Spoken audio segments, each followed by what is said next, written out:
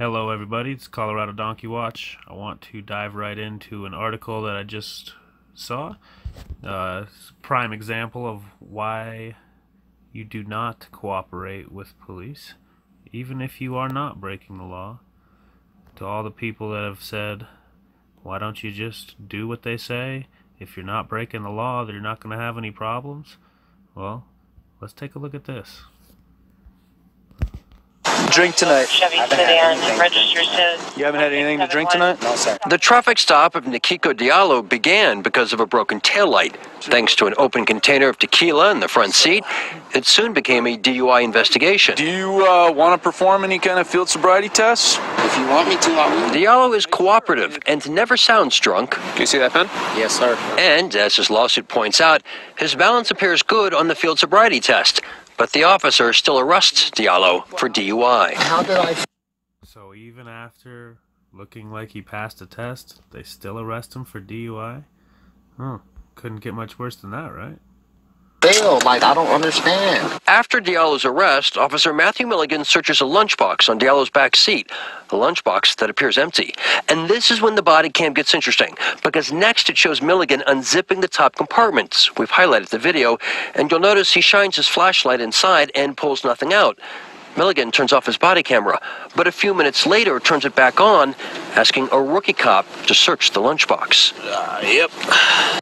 The exact same compartment that he just searched? There's a bunch of stuff in here.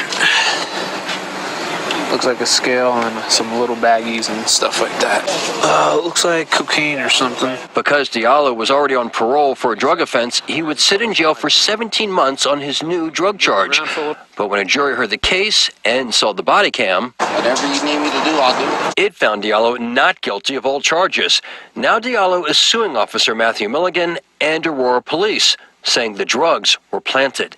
His lawsuit points out the finger and palm prints on the contraband did not match Mr. Diallo's. Mr. Diallo's request that Officer Milligan's prints be compared to those in the contraband was denied by the judge. So they won't even look to see if the officer's fingerprints and palm prints could possibly be on it? So basically this is where we're at, okay?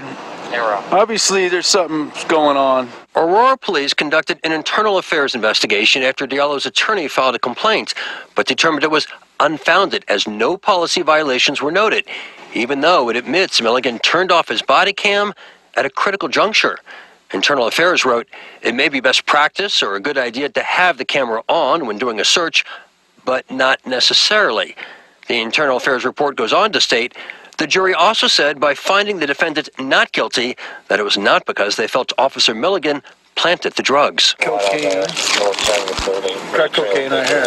According to Diallo's lawsuit, Milligan was once assigned to the narcotics unit, but was transferred from this unit due to misuse of narcotics.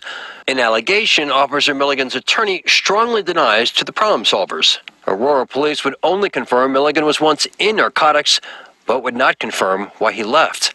No one from the city or police department would talk to the Problem Solvers on camera about Diallo's lawsuits, but in a statement said, ultimately, the criminal court concluded that there was no credible evidence to support these allegations, that they were speculative and were without merit. The city intends to vigorously defend the department and the officer in this matter. An officer who, according to Diallo's lawsuit, has faced complaints of improper conduct before. But Aurora Police say they've only disciplined Milligan once, after he pled guilty to domestic violence in 2012. The judge did not give him jail time, but Aurora Police suspended Milligan for 160 hours.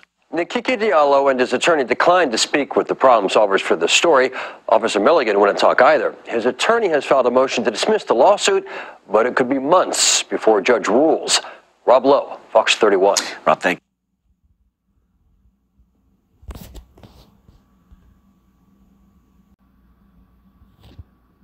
Story goes on to say how this officer had in his history of domestic violence. He beat her up really bad, according to Emery, describing Milligan's then-girlfriend who worked with Emery at a hair salon back in 2012. Emery said it was after the girlfriend accused Emery of owing her money that Milligan beat him up. When I knew him, he had a really hot temper. According to Diallo's lawsuit, Milligan was once assigned to the narcotics unit, but transferred from this unit to misuse of narcotics? Milligan's civil attorney strongly denied the accusations of his client was never transferred due to any misuse of narcotics. Aurora Police would only confirm that Milligan was once assigned to the narcotics unit, but would not say why he resigned. It's scary enough that a cop would do this, but it's even worse that the department would cover it up in this way. The lack of evidence is due to him turning off his body camera, cannot be protected by his department and colleagues. I'll put a link to this article in the description. Please comment below and let me know what you think.